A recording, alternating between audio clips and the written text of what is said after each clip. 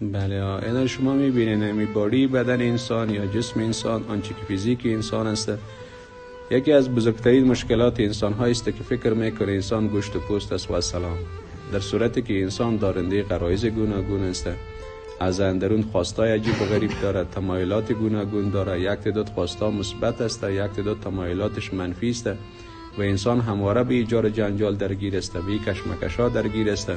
تحت تاثیر از زندگی میکنه، به این مشت پنجه نرم میکنه، اما هیچ وقت ندانست متاسفانه که واقعا عامل این جار جنجال و فعل انفعال در نظام باطنیش کیست چیست.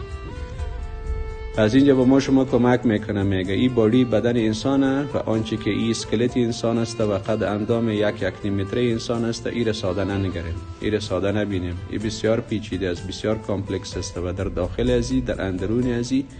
رنگ و رنگ جار جنجال های می باشه که رنگ و رنگ فعل انفعالات در او چی میکنه؟ نمودار میسازه و از اعضای انسان ها، از اندام انسان، از سکنات انسان، آنچه که انسان انجام میده خودش متبلور کننده از است که واقعا در اندرون انسان دکه های می باشه که ناشی از اوست که انسان یک عمل خاص را با دست خود انجام میده، یک کار خاص را با چشم های خود انجام میده و یک حرف خاصی را به زبان خود میرانه یا به قدمایش تا به یک مکان خاص میره.